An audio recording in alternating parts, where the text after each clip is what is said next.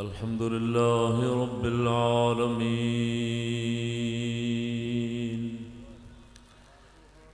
والصلاة والسلام على أشرف الأنبياء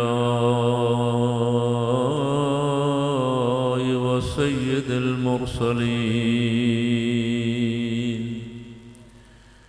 وعلى آله وأصحابه وأزواجه وأولياء أمته وعلماء ملته أجمعين. أما بعد، فأعوذ بالله من الشيطان الرجيم.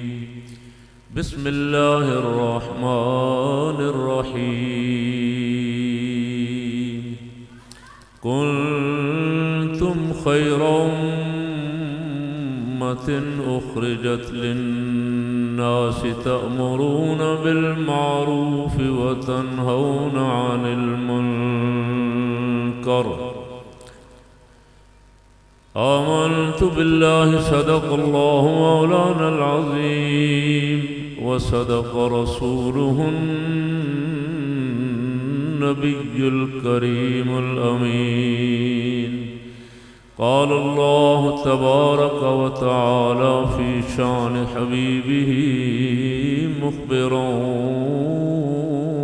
وآمرا: إن الله وملائكته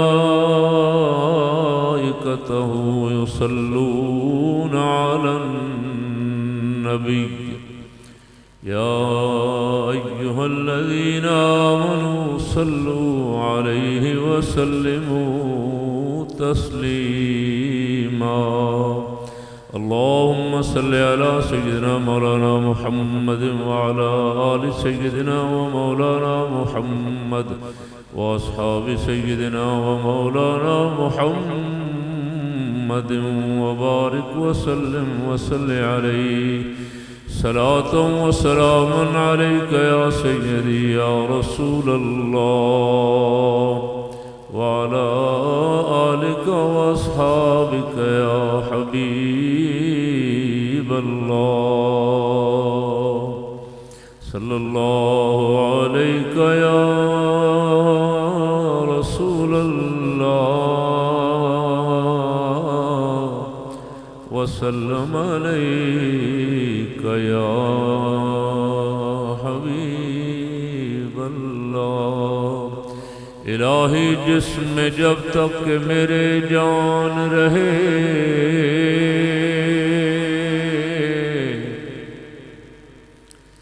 الہی جسم جب تک کہ میرے جان رہے، تجھ پہ صدقے تیرے محبوب پہ قربان رہے. آمین. سب کہہ دیں اونچی آواز. اسی لیے حاضر ہوئے ہیں کہ اللہ کرے ہماری حاضری، ہماری دعا قبول ہو جائے. اللہ پاک زندگی کے آخری سانس تک سرور دو عالم صلی اللہ علیہ وسلم کی غلامی میں رکھے. الہی جسم جب تک کہ میرے جان رہے،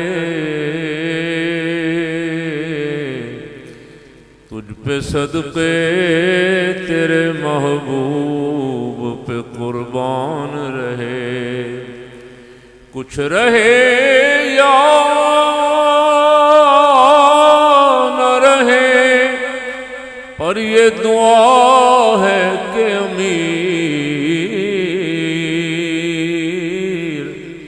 نزا کے وقت سلامت میرا ایمان رہے. حمد و صلوات کے بعد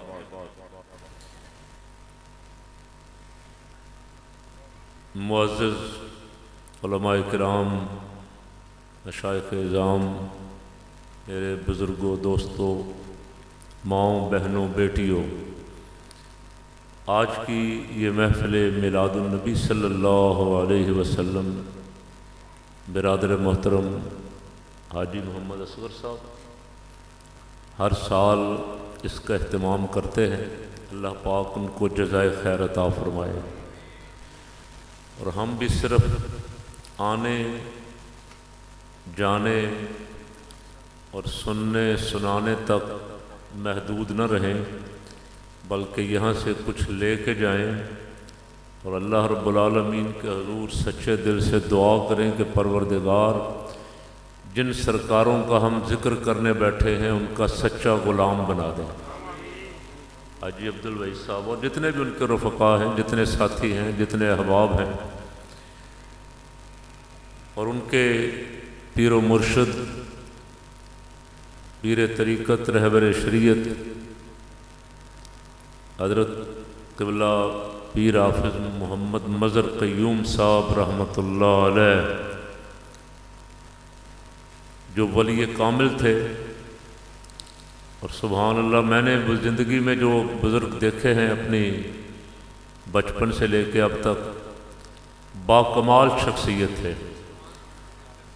اور بہت مہربان تھے، ہم پہ بڑی کرم نوازی فرماتے تھے۔ گلبرگ جب آتے تھے تو سیدھے ہماری مسجد میں تشریف لاتے تھے، مسجد میں نفل ادا کرتے تھے، جس نے ملنا ہے پھر مسجد میں آ کے ملے ان کو۔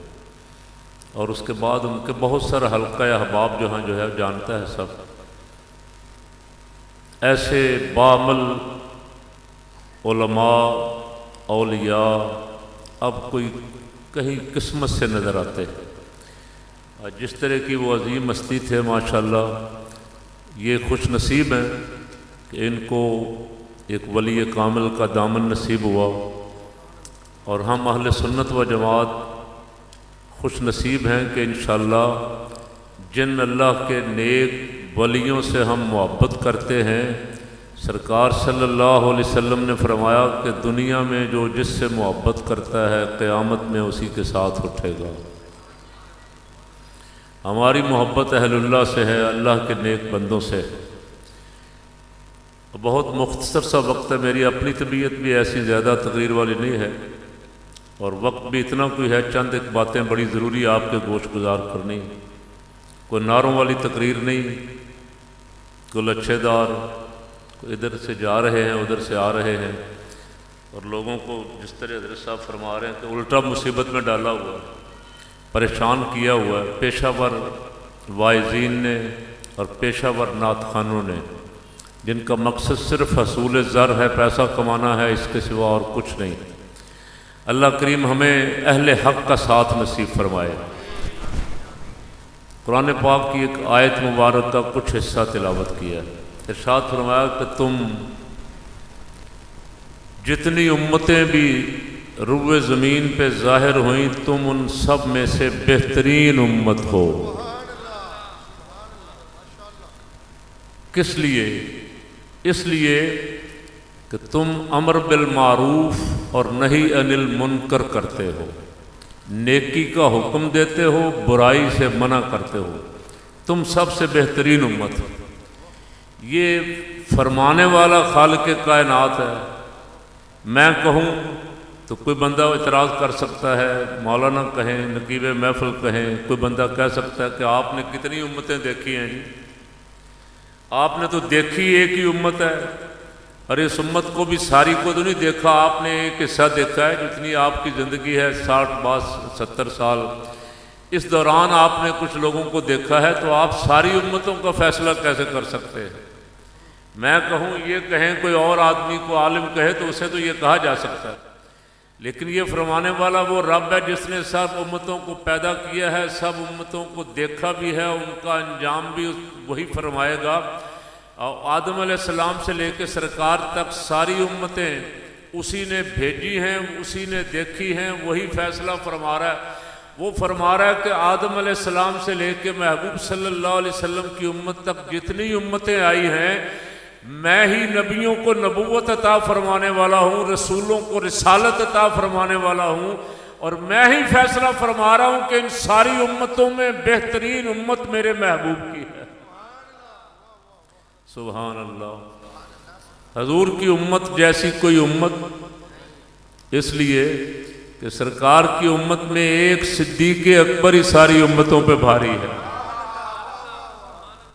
ایک فرد رسول پاک صلی اللہ علیہ وسلم کی امت کا ایک فرد ساری امتوں پہ بھاری ہے۔ حضور نے فرمایا صدیق اکبر اور باقی ساری امتوں کے اعمال کا وزن کیا جائے، ایمان کا وزن کیا جائے تو صدیق اکبر کا پلڑا بھاری ہو جائے گا۔ پہلی امتوں میں نہ کوئی صدیق اکبر جیسا ہے، نہ فاروق اعظم جیسا ہے، نہ عثمان غنی جیسا ہے، نہ علی المرتضیٰ جیسا ہے۔ میری سرکار صلی اللہ علیہ وسلم کا ہر غلام بے مثال ہے۔ یہ قرن اول کے لوگ ہیں، پہلے زمانے کے، حضور کی پہلی کلاس، پہلی جماعت، پہلے امتی شاگرد۔ اگر کوئی بدقسمت کہے کہ یہ ناکام ہو گئے تو بعد میں آنے والے ہم کہاں کھڑے ہیں؟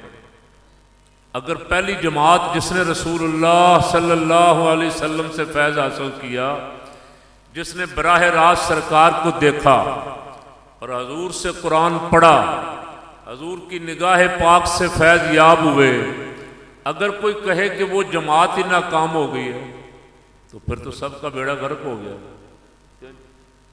پھر تو کوئی بچتا ہی نہیں۔ بھائی بعد والے تو بہت بعد والے ہیں نا۔ پہلی جماعت جس پہ رحمت عالم صلی اللہ علیہ وسلم کو ناز تھا، حضور نے فرمایا اللہ کریم نے سارے انسانوں کے دلوں پہ نظر فرمائی، سارے انسانوں کے دلوں پہ نظر فرمائی اور میرے لیے میرے صحابہ کی جماعت کو چن لیا۔ یعنی سرکار کے لیے اللہ کریم نے جو جماعت پسند فرمائی ہے وہ بھی رب کی پسند ہے۔ اللہ کریم نے حضور کے صحابہ کرام رضوان اللہ علیہ مجمعین کو منتخب فرمایا ہے کہ کملی والے کا شاگرد کون کون ہوگا، حضور کی جماعت میں کون داخل ہوگا، کون بیٹھے گا، کون علم حاصل کرے گا، کون سرکار سے فیض حاصل کرے گا صلی اللہ علیہ وسلم۔ تو مختصر بات یہ ہے کہ جو ان پہ اعتراض کرتا ہے وہ بدقسمت ہے خود ہی۔ کیوں جی؟ جو ان پہ اعتراض کرتا ہے، ہمارا سوال تو یہ ہے کہ باقی پھر ایمان تمہارا کیسے بچے گا بھائی؟ اگر وہ پہلی جماعت ہی معاذ اللہ یہی تو غیر مسلم کہتے تھے اور تم نے کلمہ پڑھ کے بھی یہی کہنا شروع کر دیا تو پھر ایمان کس کا باقی رہے گا؟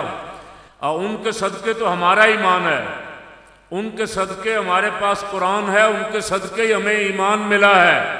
اور رب کریم ارشاد فرما رہا ہے فَإِنْ آمَنُوا بِمِثْلِ مَا آمَنْتُمْ بِهِ فَقَدِ اهْتَدَوْا۔ فرمایا ایمان والو، ایمان ایسے لاؤ جیسے صحابہ کرام لائے ہیں، ایمان ایسے لاؤ جیسے صدیق اکبر، فاروق اعظم، عثمان غنی، علی المرتضیٰ، سلمان فارسی، بلال حبشی، جیسے یہ ایمان لائے ہیں تم بھی ایسا ایمان لاؤ۔ وہ کیسا ایمان لائے؟ سبحان اللہ۔ آج تو ہم ڈرے ہوئے ہیں، اور میری زندگی میں کم از کم پہلی مرتبہ کعبے کا طواف بھی بند ہو گیا، مسجد نبوی کے دروازے بند ہو گئے، اور آج چرچ آف انگلینڈ نے، برطانیہ نے فیصلہ کیا کہ سارے چرچ بھی بند، اور پاکستان میں بھی میں بھی پڑھ رہا تھا، پنجاب میں بھی سارے سکول بند، تو 6 اپریل تک، اور مطالبہ ہو رہا ہے کہ مسجدوں میں نماز با جماعت بھی بند کرو، کرونا کا خوف، ڈر۔ اور کہنے والے، فتویٰ دینے والے کہہ رہے ہیں کہ جب کعبہ بند ہو سکتا ہے تو مسجد کیوں نہیں بند ہو سکتی؟ ہم تو اس دور میں، ہم تو ڈرے ہوئے لوگ، خوف زدہ لوگ، گھبرائے ہوئے۔ رات ہی ایک منسٹر کہہ رہا تھا میں تو ہاتھ نہیں ملاتا کسی سے، وہ ہاتھ آگے کرے تو میں کندھا آگے کر دیتا ہوں ایسے۔ اور چند دن پہلے ہم نے جرمنی کی چانسلر کو دیکھا، اس نے اپنے وزیر سے ہاتھ ملانے کے لیے ہاتھ آگے کیا تو اس نے ہاتھ پیچھے کر لیا، اتنا ڈرے ہوئے۔ اچھا میں آپ سے سوال کرتا ہوں، جس کے مقدر میں کرونا کے ذریعے موت ہے اسے ہاتھ ملانا موت سے بچا لے گا؟ کیوں بھائی بولیں تو صحیح۔ اور جس کے مقدر میں موت ابھی نہیں ہے اس کو کون مار سکتا ہے؟ ساری دنیا اکٹھی ہو جائے تو اس کا کچھ نہیں بگاڑ سکتی۔ رب کریم فرماتا فَلَا تَخَافُوهُمْ وَخَافُونِ إِن كُنتُم مُؤْمِنِينَ، ان کافروں سے نہ ڈرو، دنیا والوں سے نہ ڈرو، اپنے رب سے ڈرو صرف۔ اگر رب تمہارا محافظ اور نگہبان ہے تو دنیا کی کوئی طاقت نقصان نہیں پہنچا سکتی۔ میں نے پچھلے جمعے اپنی تقریر میں کہا میں نے کہا بدبختو، کعبہ پاک اور مسجد نبوی روضہ رسول تو دار الشفا ہے، وہاں تو دنیا جہان کے بیمار جاتے ہیں انہیں شفا نصیب ہوتی ہے، تمہیں بند کر رہے ہو۔ انہوں نے اس جملے کی وجہ سے میرا پیج بند کر دیا۔ انہوں نے کہا لو جی آپ اس طرح کی باتیں کیوں کر رہے ہیں؟ بھئی مجھے تو حکم ہی یہ باتیں کرنے کا ہے، اور مجھے میرے ساتھ تو ابھی بھی میں آیا ہوں تو باہر کو 50 آدمیوں نے ہاتھ ملایا، اور جمعہ پڑھ کے سب نے ہاتھ ملانا ہوتا ہے، کیوں جی؟ ہم تو کسی کو نہیں کہہ سکتے بھی پیچھے ہو جو، بھی ہمیں خطرہ ہے کرونا کا، جس دن آنی ہے اس دن آنی ہے۔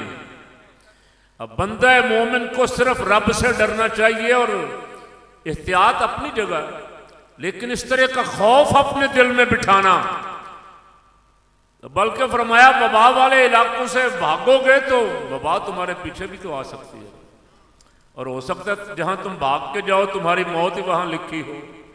ہزارہ دفعہ ہم نے دیکھا نہیں ایسا ہی ہوتا ہے، ایک بندے کو موت کہیں لے جاتی کھینچ کے، وہ سفر کر رہا ہے، شادی پہ جا رہا ہے، پکنک منانے جا رہا ہے، سیر سپاٹے پہ جا رہا ہے، اب پتہ چلا گاڑی کھائی میں گر گئی، ساری فیملی ہلاک ہو گئی۔ وہ موت کے لیے تو نہیں جا رہا تھا، وہ کسی وبا کی طرف تو نہیں جا رہا تھا، لیکن موت وہاں اس کا مقدر تھی۔ موت کا وقت بھی مقرر ہے، موت کی جگہ بھی مقرر ہے، اور اللہ کریم ارشاد فرماتا ہے ان اجل اللہ اذا جاء لا یؤخر لو کنتم تعلمون۔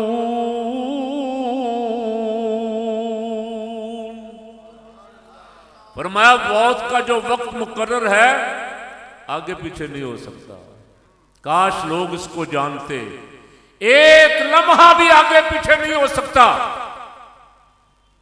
اب بڑے بڑے علاج کروانے کے لیے برطانیہ جاتے ہیں تو سارے ٹھیک ہو کے آ جاتے ہیں وہاں سے، کیوں جی؟ ڈیڈ باڈیاں نہیں آتی۔ کلثوم نواز بیچاری سال پڑی رہی وہاں، وزیر اعظم صاحب کی اہلیہ محترمہ، علاج میں انہوں نے کوئی کسر بھی نہیں چھوڑی ہوگی، پیسہ بھی بے پناہ تھا ان کے پاس، اور تمام ذرائع بھی تھے بڑے اسپتالوں میں، اور ایسے اسپتالوں میں جن کا دعویٰ ہے جی میڈیکل سائنس بڑی عروج پہ ہے اس وقت، ان اسپتالوں میں اس کی ڈیڈ باڈی واپس آئی کہ نہیں یہاں؟ اور جتنے بڑے بڑے یہاں جاتے ہیں، آپ جائیں دیکھیں جا کے، ودن 3 یا 5 منٹ ایمبولینس مریض کے دروازے پہ، آپ 112 پہ فون کرتے ہیں، ایسے وہاں ایمبولینس سروس کو فون کرتے ہیں کہ گھر کوئی مریض ہے تو 5 منٹ کے اندر اندر ایمبولینس، اور ایمبولینس بھی تمام آلات کے ساتھ مسلح۔ لیکن پھر بھی جب تک میں وہاں مسجد میں رمضان شریف میں ہوتا ہوں تو روز کوئی نہ کوئی جنازہ ہو رہا ہوتا ہے، تو موت سے تو نہیں بچا سکے آج تک برطانیہ والے بھی، موت کا علاج تو امریکہ والے بھی نہیں کر سکے۔ یہ وائرس جیسے چائنا میں تھا ایسے ہی امریکہ اور برطانیہ میں بھی پہنچا ہوا، یورپ میں، اٹلی میں اتنا زیادہ متاثر ہے کہ 6 کروڑ کی آبادی ساری کی ساری گھروں میں۔ اور کسی نے ایک آدھا یہ واٹس ایپ پہ کوئی میسج کیا ہوا مجھے بڑا پسند آیا، انہوں نے کہا کہ 7 مہینے سے کشمیری کرفیو میں بند تھے، یہ دنیا بے غیرتی کی تصویر بنی رہی، ان کے حق میں نہیں بولے، اللہ نے سب کو بند کر دیا۔ لو بھی تم بھی گھروں میں بند ہو جاؤ، جہاز بند، ٹرینیں بند، بسیں بند، چاروں طرف۔ جب ظلم کرو گے تو رب اس ظلم کا بدلہ تو لے گا نا۔ اللہ کریم فرماتا وَسَيَعْلَمُ الَّذِينَ ظَلَمُوا أَيَّ مُنْقَلَبٍ يَنْقَلِبُونَ، فرمایا ظلم کا بدلہ ہم لیں گے، ظالموں کو ایسے نہیں چھوڑیں گے۔ وَلَا تَحْسَبَنَّ اللَّهَ غَافِلًا عَمَّا يَعْمَلُ الظَّالِمُونَ، چھوٹے چھوٹے بچوں کی گردنیں کٹ رہی ہیں، ذبح کر رہے ہیں، عورتیں 7 مہینے سے لاک ڈاؤن میں ہیں، ہندوستان میں مسلمانوں پہ ظلم ہو رہا ہے، اور عالمی قوتیں بھی اور مسلمان بادشاہ بھی خاموش تماشائی بنے ہوئے ہیں، لیکن میرا رب جو ہے وہ ظلم کا بدلہ خود بھی لیتا ہے۔ کیوں جی؟ بڑی طاقتیں کہاں گئی؟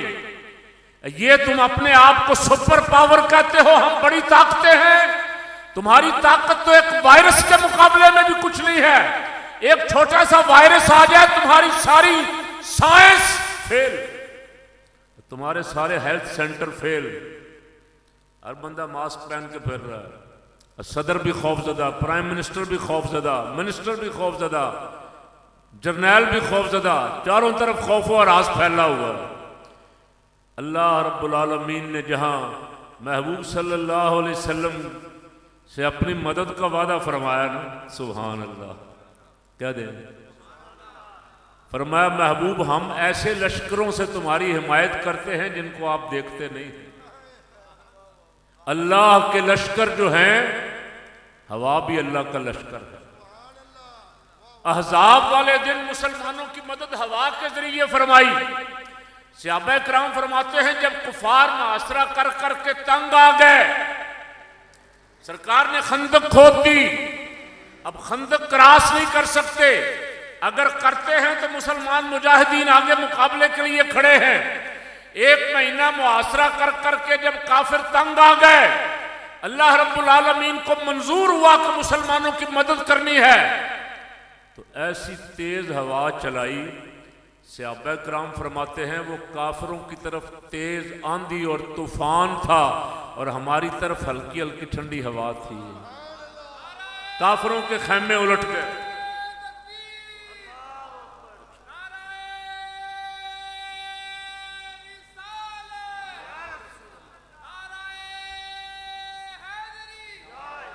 کافروں کے خیمے الٹ گئے، تنابیں ٹوٹ گئیں، ان کی سواریاں، ان کے گھوڑے رسیاں توڑا کے دوڑے اور انہی کو روند ڈالا۔ ادھر صحابہ کرام رضوان اللہ علیہ مجمعین سارا منظر دیکھ رہے تھے، وہ کہتے ہلکی ہلکی ٹھنڈی ہوا تھی۔ سورہ احزاب 21واں سپارہ، سورہ احزاب کا دوسرا رکوع شروع ہو رہا ہے۔ یا ایھا الذین آمنوا اذکروا نعمت اللہ علیکم اذ جاءتکم جنودا فارسلنا علیہم، سبحان اللہ، ایمان والو یاد کرو اللہ نے جب ہوا کے ذریعے تمہاری مدد فرمائی، تو اللہ کے لشکر تو ایسے ہی۔ غار ثور میں ہجرت والی رات سارے کفار حضور کا پیچھا کرتے ہوئے آ رہے تھے، غار ثور میں حضور کے ساتھ صرف ایک یار غار صدیق اکبر ہیں، کافر زہر میں بجھی تلواریں لے کے آ رہے ہیں، تو وہاں اللہ کریم نے مکڑی اور کبوتری کے ذریعے مدد فرمائی، اور مکڑی نے غار کے منہ پہ جالا بن دیا اور کبوتری نے انڈے دے دیے۔ جب یہ آئے کافر تو انہوں نے دیکھا، کہنے لگے لگتا ہے اس غار میں تو صدیاں ہو گئیں کوئی اندر نہیں گیا، اگر اس غار میں کوئی گیا ہوتا تو یہ جالا تو ٹوٹ پھوٹ جاتا، یہ کبوتری کے انڈے کیسے یہاں سلامت رہتے۔ وہاں غار کے دہانے پہ گئے، کھڑے ہوئے، دیکھا، دیکھ کے واپس آ گئے۔ صدیق اکبر رضی اللہ تعالیٰ عنہ دیکھ رہے تھے، آوازیں بھی سن رہے تھے کہ کافر غار کے منہ پہ آ گئے ہیں۔ عرض کی یا رسول اللہ، آقا غریب نواز، کافر ہمیں تلاش کرتے کرتے غار کے منہ پہ آ گئے ہیں۔ اب فکر یہ تھی میرے محبوب کو کوئی نقصان نہ ہو جائے۔ حضور نے فرمایا ابو بکر فکر نہ کر، لا تحزن ان اللہ معنا، سبحان اللہ، فکر نہ کر اللہ ہمارے، اونچی کہہ دیں سبحان اللہ۔ قرآن پاک 10واں سپارہ 11واں رکوع، إلا تنصروه فقد نصره الله إذ أخرجه الذين كفروا ثاني اثنين إذ هما في الغار إذ يقول لصاحبه لا تحزن إن الله معنا فأنزل الله سكينته عليه وأيده بجنود لم تروها وجعل كلمة الذين كفروا السفلى وكلمة الله هي العليا والله عزيز حكيم۔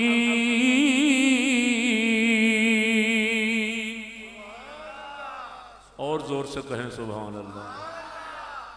دو تھے، کتنے؟ اب فرمایا فکر نہ کر، ہم اکیلے نہیں ہیں، اللہ ہمارے، اونچی کہہ دیں اللہ ہمارے بھی تو ساتھ ہے نا، کیوں جی؟ تو ہم ڈرے ہوئے کیوں ہیں؟ ہم خوف زدہ کیوں ہیں؟ اگر ہمارا بھی ایمان اور یقین کامل ہو جائے کہ اللہ ہمارے ساتھ ہے، تو اللہ جن کے ساتھ ہوتا پھر وہ ڈرتے. صدیق اکبر کا فکر دور ہو گیا. رب فرماتا پھر فانزل اللہ سکینتہ علیہ وایدہ بجنود لم تروها، ہم نے ان پہ سکینت، اطمینان، سکون نازل فرمایا اور ایسے لشکروں سے ان کی مدد فرمائی جن کو تم دیکھتے نہیں ہو. کیوں جی؟ آج بھی اگر ایمان والے اخلاص کے ساتھ، جذبہ ایمانی کے ساتھ اپنے ہندوستانی کشمیری مسلمان بھائیوں کی مدد کے لیے نکلیں تو خدا کی مدد آئے گی کہ نہیں آئے گی؟ اگر نہیں نکلیں گے تو ہمارے اوپر بھی عذاب آئے گا. گھر ایسے سلامتی سے نہیں بیٹھے رہیں گے، رسوا ہوں گے. اور فرمایا جو قومیں جہاد ترک کر دیتی ہیں اللہ ان پہ ذلت مسلط کر دیتا ہے. آج شام میں، لبنان میں، روہنگیا میں، عراق میں، افغانستان میں، یمن میں، فلسطین میں، چاروں طرف مسلمانوں کا خون بہہ رہا ہے. ہمارے گلے کٹ رہے ہیں. جس دن ہم میدان عمل میں نکل آئے، دشمن میں اتنی ہمت اور طاقت نہیں ہے. دشمن نے سارا زور لگا کے دیکھ نہیں لیا، پورا ٹل مارا. 19 سال امریکہ افغانستان میں بیٹھا رہا، بالآخر صلح کر کے واپس جا رہا ہے کہ نہیں جا رہا؟ کیوں جی؟ ابھی آپ کے سامنے 19 سال پہلے میں کہتا تھا تو لوگ کہتے تھے شاید مولانا صاحب ایسے بڑھ کے مارتے. میں کہتا تھا یہ ذلیل ہو کے جائے گا. افغانیوں نے جد و جہد کی، جرت کی تاریخ رقم کی، ہزاروں قربانیاں دے کے دشمن کو ملک سے نکلنے پہ مجبور کر دیا. وہ جو ملا کو دہشت گرد کہتا تھا، ملا کو جاہل کہتا تھا، وہ امریکی وزیر خارجہ ایک ملا کے ساتھ بیٹھ کے مذاکرات کر رہا تھا. صلح نامے پہ دستخط آپ نے دیکھا؟ ابھی 2-4 دن کی بات ہے، پرانی تو نہیں ہوئی. ملا برادر عبد الغنی کے ساتھ بیٹھ کے وزیر خارجہ، امریکی وزیر خارجہ پومپیو، اور ایک کرشمہ آپ دیکھ رہے ہیں سوشل میڈیا پہ، روزانہ دیکھ رہے ہیں. میں نے آج بھی دیکھا، بھی کسی کو دکھایا بھی. کعبۃ اللہ کا طواف بند ہے، پرندے طواف کر. کیوں جی؟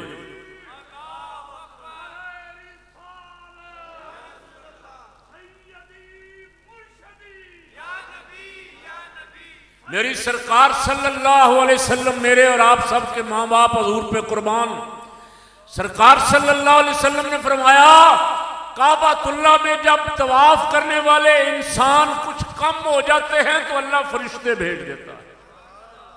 کوئی ایک لمحہ ایسا نہیں جب کعبۃ اللہ کا طواف بند ہو. کعبۃ اللہ کا طواف ہر وقت جاری رہتا ہے. یہ پرندے ہیں یا فرشتے ہیں اللہ ہی جانتا ہے. ویسے وہاں جو کبوتر ہے مکہ پاک میں، وہ جنگلی کبوتر ہے. وہ اسی کبوتری کی اولاد سے ہیں جس نے غار ثور انڈے دیے تھے. اللہ نے ان کو برکت دی، وہ آج تک ان کی نسل بھی وہاں آباد ہے. انہوں نے رسول اللہ سے وفا کی، اور جو رسول اللہ سے وفا کرتا ہے پھر اللہ اسے تنہا نہیں چھوڑتا، اللہ اس کا نشان نہیں مٹنے دیتا. وہاں کبوتر سیاہ رنگ کے ہیں، یہ طواف جو کبوتر کر رہے ہیں یہ سفید ہیں. کیوں جی؟ تو اللہ فرشتے بھیجتا ہے، ہمیں نظر تو نہیں آتے لیکن طواف وہاں ہو رہا ہے. اب وہاں طواف ہوتا رہے گا صبح قیامت تک. سبحان اللہ. ایسا لگتا ہے طواف زیارت والے دن 10 ذی الحج 11 12 3 دن طواف زیارت جو فرض ہے اب وہ طواف ہو رہا ہوتا ہے. سب حاجیوں نے کرنا ہوتا ہے ان 3 دنوں کے اندر اندر ہی. سارا مطاف، گیلریاں، چھتیں، اور جب وہاں آدمی طواف کر رہا ہو تو ایسے لگتا ہے جیسے ساری کائنات اس کے گرد گھوم رہی ہے. سبحان اللہ. اللہ رب العالمین نے اسے اپنے ساتھ نسبت عطا فرمائی. بیت اللہ کہا اللہ کا گھر ہے. اللہ نے اسے شرف عطا فرمایا، اور رحمت عالم صلی اللہ علیہ وسلم کی نسبت کی وجہ سے اسے عظمت عطا فرمائی. ساری کائنات کعبے کے گرد گھوم رہی ہے اور کبھی کعبے سے پوچھو، کعبے سے سوال کرو تو کعبہ در رسول پہ حاضر ہو رہا ہے۔ رحمت عالم، نور مجسم، شفیع معظم صلی اللہ علیہ وسلم، حضور کی امت فرمایا سب سے بہترین امت ہے۔ کیوں جی؟ اس لیے کہ اس امت میں میں اور آپ ہیں نہیں، اس لیے کہ اس امت میں بڑے بڑے چور، ڈاکو، لٹیرے، حکمران ہیں نہیں، اس لیے کہ یہ امت اس وقت کوئی پنجابی، کوئی سندھی، کوئی بلوچی، کوئی مہاجر میں تقسیم ہے نہیں۔ فرمایا یہ امت اس لیے سب سے بہتر ہے کہ اس امت میں صدیق اکبر ہے، اس امت میں فاروق اعظم ہے، اس امت میں عثمان غنی علی المرتضی، اس امت میں بلال حبشی ہے۔ ساری کائنات میں حضور کے بلال جیسا کوئی ہے؟ اونچی کہو یاد ہے، ایمانداری سے دل پہ ہاتھ رکھ کے، ساری دنیا ایک طرف، میری سرکار کا بلال ایک طرف، اور جب میری سرکار کے بلال جیسا ہی کوئی نہیں تو حضور جیسا کون ہو سکتا؟ رضی اللہ عنہ۔ جنت کی حوریں بھی رش کرتی ہیں، بلال حبشی غلام مصطفیٰ ہے۔ اس وقت ہم کامیاب اس لیے تھے کہ ہماری پہچان غلامی مصطفیٰ تھی، اب ہماری پہچان پنجابی، پٹھان، مہاجر ہے۔ لیڈرشپ نے ہمیں تقسیم کر دیا، مہاجر کے نام پہ ہزاروں افراد کا ناحق قتل کروایا ان کے اپنے لیڈر نے، اس نے رسول اللہ کی امت کو تقسیم کیا۔ اب وہ اپنی زندگی کے آخری دن ہندوؤں سے، کبھی انگریزوں سے بھیک مانگ رہا ہے، کبھی اپنے مہاجروں کو پکار کے کہہ رہا ہے میرا کچھ کرو، میں مر گیا، میں لٹ گیا۔ جو یہاں سے 80 کروڑ روپیہ اسے منتھلی بھیجتے تھے ان سب نے منہ موڑ لیا، چیخ رہا ہے۔ اور بعض پوسٹوں میں تو میں نے دیکھا کہ اس نے ہندو مذہب قبول کر لیا، اور میرا ایمان تو یہی کہتا ہے کہ اللہ اسے ذلیل کر کے، بے ایمان کر کے مارے گا۔ اس نے حضور کی امت کا خون بہت سے ناحق قتل کیے۔ کراچی 25-30 سال سے قتل و غارت گری کا اڈا بنا ہوا ہے، جس کو چاہتے ہیں اٹھا کے لے جاتے ہیں، جس کو چاہتے ہیں بھتے کے لیے اغوا کر لیتے ہیں، جس کو چاہتے ہیں ڈرل مشینوں کے ساتھ جسم میں سوراخ کرتے تھے۔ ظلم کا ایک بازار گرم تھا، لیکن ایک حد ہوتی ہے ظلم کی۔ جب مولا کریم پکڑتا ہے تو پھر ظالموں کو چھڑانے والا۔ یزید اور یزیدی فوج کا جو انجام ہوا تاریخ پڑھ کے دیکھیں کیا تھا۔ جب ظالم پکڑے جاتے ہیں تو پھر ان کا کوئی، اللہ کریم فرماتا ہے ظالموں کا کوئی مددگار، ظالموں کا کوئی مددگار بھی نہیں۔ تو میں عرض کر رہا تھا یہ امت بہترین امت کیوں ہے؟ کیوں جی؟ اس میں اول صدیق اکبر، صحابہ اکرام کی پوری جماعت، غازی، مجاہد، بدر کے غازی اور مجاہد اور شہید، احد کے غازی اور مجاہد اور شہید، اور اس کے درمیان میں امام اعظم، غوث اعظم، سبحان اللہ، داتا گنج بخش علی حجویری، بابا فرید الدین گنج شکر۔ اس کا اول بھی خیر، درمیان بھی خیر، اور آخر میں حضرت امام مہدی علیہ السلام آئیں گے اور عیسیٰ علیہ السلام آئیں گے۔ عیسیٰ علیہ السلام بھی حضور کے امتی بن کے آئیں گے۔ اب نظر ڈالو، اول صحابہ اکرام، درمیان میں اولیاء اور علماء ربانیین کی جماعت، آخر میں حضور کا ایک شہزادہ امام مہدی جو حضور کی اولاد سے ہوگا، اور ایک اللہ کا نبی جو حضور کا امتی بن کے آئے گا، جناب عیسیٰ علیہ السلام۔ اول بھی خیر، درمیان بھی خیر، آخر بھی خیر۔ امت بنانے والے رب کو پتا تھا کہ اس امت میں یہ قسمت والے افراد جائیں گے، اس لیے پہلے یہ اعلان فرما دیا کہ محبوب تیری امت سب سے بہترین امت۔ اب باقی امتوں میں نہ کوئی صدیق اکبر جیسا ہے، نہ غوث اعظم جیسا ہے، نہ کوئی امام مہدی جیسا ہے، نہ کوئی عیسیٰ علیہ السلام جیسا ہے۔ عیسیٰ علیہ السلام آئیں گے قرب قیامت، قیامت سے پہلے آئیں گے اور آ کے حضور کا کلمہ پڑھائیں گے، سب عیسائیوں کو سرکار کا کلمہ پڑھا دیں گے۔ سبحان اللہ، اونچی کہہ دیں گے۔ یہ جتنی دنیا اب آپ کو کرسچن نظر آ رہی ہے، یورپ، امریکہ، برطانیہ وغیرہ، عیسیٰ علیہ السلام سب کو سرکار کا کلمہ پڑھائیں گے، اور پھر پوری روئے زمین پہ ہر طرف حضور کا ہی دین ہوگا، وعدہ الہی پورا ہوگا۔ والذی ارسل رسولہ بالہدی ودین الحق لیظہرہ علی الدین کلہ وکفی باللہ شہیدا۔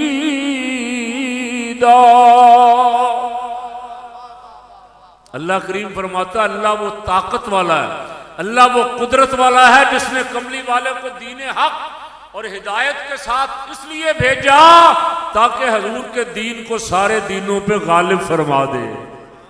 حضور کا دین غالب آئے گا، اونچی کہہ دیں اور اونچی، نشانیاں ظاہر ہو رہی ہیں، کیوں جی؟ اور جو مالک ایک وائرس سے ساری دنیا کو مفلوج کر سکتا اس کے لیے تو کوئی پرابلم نہیں ہے، وہ تو بڑا پاورفل ہے، بڑا طاقتور ہے۔ میں اور آپ کمزور ہیں، لیکن حضور کو بھیجنے والا رب تو بڑا طاقتور ہے، کیوں جی؟ اس کے سامنے ساری دنیا کی طاقت ایسے ہی ہے جیسے زیرو ہے، کوئی شے ہی نہیں۔ رب کے سامنے ساری سپر پاور، ان کی ٹیکنالوجی، کبھی کبھی میں اور آپ دیکھتے نہیں کہ برف باری ہو رہی ہے، طوفان آ گیا امریکہ میں، کبھی یورپ میں 3 فٹ برف پڑ گئی۔ اچھا اگر یہ 3 کی بجائے 6 فٹ ہو جائے، ہر شاید دب جائے گی کہ نہیں؟ کچھ شاید بچے گی کوئی؟ اور کوئی علاج بھی نہیں ہے، کوئی سونامی آ جائے تو کوئی توڑ نہیں ہے اس کا۔ ایسی آفات و بلیات ہیں، اگر کوئی ایک بھی نازل ہو جائے تو یہ ساری سپر پاور تو وہیں ٹھوس ہو جائیں گی۔ خدا کا مقابلہ تو نہ نمرود اور فرعون نہیں کر سکتے، یہ کہاں بیچارے، یہ تو ویسے ہی آج کل کا انسان تو بہت کمزور، ڈرپوک، بزدل، یہ تو ڈینگی سے ڈرنے والا۔ اچھا ایک ڈینگی کیا تھا جی؟ مچھر ہی تھا نا، ہاں کتنے لوگوں کو جان لے گئے۔ اصل جان دینے لینے والا تو وہی ہے، وہ بہانہ جو چاہے بنا دے۔ تو ہم تو ایک ڈینگی کا بھی مقابلہ نہیں کر پائے، اس وائرس کا جو اب نیا آیا اس کا مقابلہ نہیں کر پائے، خدا کا مقابلہ تو معاذ اللہ سوچنا ہی گناہ ہے نا، خدا کا مقابلہ کون کرے گا؟ تو یہ جو اسلام کو مٹانے نکلے ہوئے ہیں، انڈیا میں مسلمانوں کو قتل کر رہے ہیں، شام میں کر رہے ہیں، ادھر ادھر کر رہے ہیں، یہ میرے آپ کے دشمن نہیں ہیں، یہ خدا کے دشمن ہیں۔ ان کی لڑائی میرے آپ کے ساتھ نہیں، یہ خدا سے لڑائی لڑ رہے ہیں، اور خدا سے لڑائی لڑ کے آج تک کوئی کامیاب۔ اعلیٰ حضرت کہتے ہیں، سنیں اور ختم کر رہا ہوں اسی پہ، یہ پیغام ہے میرا۔ اعلیٰ حضرت کہتے ہیں عقل ہوتی تو خدا سے نہ لڑائی لیتے، عقل ہوتی تو خدا سے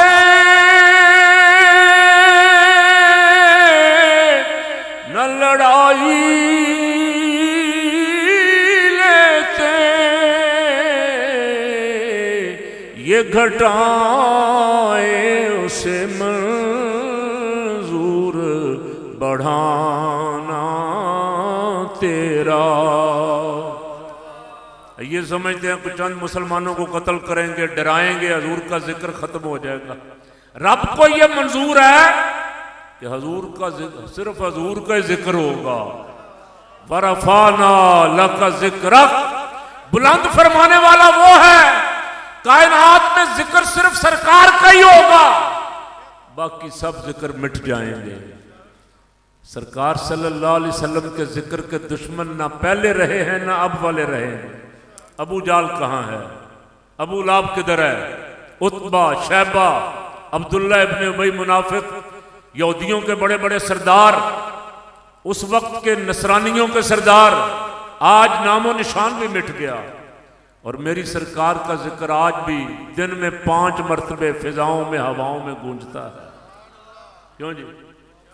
دن میں 5 مرتبے ساری کائنات میں یہاں بھی گونجتا ہے، بیت اللہ شریف سے لے کے پاکستان تک، پاکستان سے برطانیہ تک، برطانیہ سے امریکہ تک، ساری کائنات میں جیسے یہاں گونجتا ہے ویسے ہی آسمانوں پہ اور لامقام پہ بھی گونجتا ہے۔ اشہد ان محمد رسول اللہ.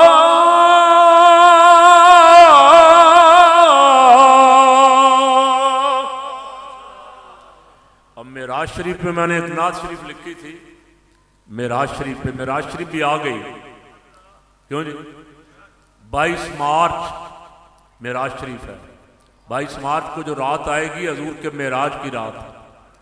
سرکار کی عظمتیں دیکھنی ہوں تو حضور کا معراج پڑھو اور سنو. انشاءاللہ ہر سال کی طرح ہمارے ہاں معراج کا جلسہ جو ہوتا ہے اس میں تفصیلی بیان ہوگا معراج کا. ایک نعت شریف تھی، اس میں ایک شعر تھا: زمین و آسمان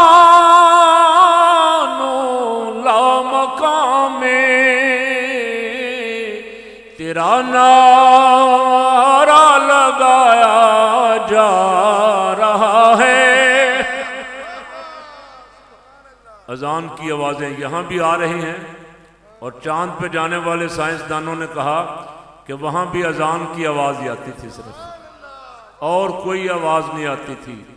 چاند پہ جانے والی جو سائنسدان ہندو تھی نا، وہ مسلمان ہو گئی کلمہ پڑھ کے. اس نے کہا ہمارا سسٹم خراب ہو گیا سارا، کوئی آواز نہیں آتی تھی، ہمارا سارا سسٹم کچھ دیر کے لیے منقطع ہو گیا، ہم بڑے پریشان تھے، کوئی آواز ہمیں نہ نیچے کی نہ ہمیں خبر آتی تھی، نہ ایک آواز آتی تھی دن میں 5 مرتبہ. کیوں جی؟ حضرت مولانا جمیل الدین قادری کہتے ہیں اذانوں میں خطبوں میں شادی و غم میں، اذانوں میں خطبوں میں شادی و غم میں میری جان ہر جا ہے چرچا تمہارا. حضور کا ذکر ہے اور حضور کا ہی ذکر ہوگا. دعا کرو اللہ ہمیں حضور کا سچا امتی بنا دے. اگر حضور کے سچے امتی بن جائیں تو وعدہ ہے کن تم خیر امت، تم سب سے بہترین امت ہو. جو کام ارشاد فرمائے گئے ہیں، کام یہ نہیں ہے کہ وہ اپنی نماز پڑھ لی اور بیٹھ گئے. فرمایا خود بھی پڑھنی ہے، دوسروں کو بھی پڑھانی ہے، خود بھی ہدایت والے راستے پہ آنا ہے، دوسروں کو بھی لانا ہے. برائی سے روکنا ہے، نیکی کو پھیلانا ہے، برائی سے روکنا ہے، منع کرنا ہے. آج وہ سسٹم بھی ختم ہو رہا ہے، دم توڑ رہا ہے، بغاوت ہو رہی ہے. یہ ماحول سے اور معاشرے سے نہیں، یہ دین سے اور خدا رسول سے بغاوت ہے. میری مرضی والا جو نعرہ آیا ہے نا، اس کے پیچھے فارن فنڈ کا، بیٹا بیٹھ جاؤ ایک منٹ بیٹھ. اس کے پیچھے فارن فنڈنگ ہے. یہ باغیانہ نعرہ ہے، میرا جسم میری مرضی. کیوں جی؟ ہماری تو نہ ہمارا جسم ہے نہ ہماری مرضی ہے. قل ان صلاتی و نسکی و محیای و مماتی للہ رب العالمین. فرمایا میری نماز، میری قربانی، میری زندگی، میری موت سب میرے رب کی. اپنا ہے ہی نہیں. اگر اپنا ہو تو اپنی مرضی کرے نا، ہمارا تو ہے نہیں. جان دی ہوئی اسی کی ہے. حق تو یہ ہے کہ حق ادا نہ ہوا. جب جان قربان کرنے والے رسول اللہ کے نقش قدم پر جانوں کا نذرانہ پیش کرنے والے جانیں دیتے تھے تو وہ کہتے تھے ہم نے کی کمال تو نہیں کیا، یہ تو اس مالک کی امانت تھی، امانت واپس کی، یہ تھی اس کی، ہماری تو تھی نہیں. جب ہمارے پاس ہے ہی سارا کچھ امانت ہے تو ہم اس پہ باغی بن کے بیٹھ جائیں، بغاوت کر دیں، نعرے لگانے لگ جائیں جی ہماری مرضی. تیری مرضی کا پتہ تو چلے گا نا جب لوگوں نے پھٹے پہ لٹایا ہوگا. کیوں جی؟ مرضی ہے بندے کی. بڑے بڑے پہلوان ہیں، ہل ہی نہیں سکتے. غسل دینے والے کی مرضی ہے، جدھر مرضی پھرائے ترائے، اب پانی ڈالے نہ ڈالے، کفن ڈالے. اب مرضی تیری تو ختم ہوگی نا. یہاں تیری مرضی کتنے دن ہے، کتنے سانس ہے، پتہ نہیں ایک سانس بھی ہے یا نہیں ہے. تو یہ خدا رسول سے بغاوت کا نعرہ ہے. اب بعض سادہ لو، ہمارے سادہ لو خواتین ایسے بیچاری سادہ سے، ان کو پکڑ کے لے جایا اور انہوں نے کہا ہمیں تو پتہ ہی نہیں ہے مقصد کیا ہے. اور ان کو سمجھایا گیا، ان کو غلط سمجھایا گیا. ان کو یہ نہیں سمجھایا گیا کہ ہم بغاوت کر رہے ہیں اسلام سے، ہم اپنے باپ سے بغاوت کر رہے ہیں، ہم اپنے خامد سے بغاوت کر رہے ہیں. ہم اپنے بھائی سے بغاوت کر رہے ہیں، ہم اپنے ماحول سے بغاوت کر رہے ہیں۔ اگر بغاوت والا نعرہ لگے گا تو اللہ ذلیل و رسوا کر دے گا۔ حضور کی امت بن کے رہو گے تو رب نے عزت اور سربلندی کا وعدہ فرمایا۔ اللہ کریم ہمیں سرکار صلی اللہ علیہ وسلم کا سچا امتی بنا دے۔ وما علینا الا البلاغ۔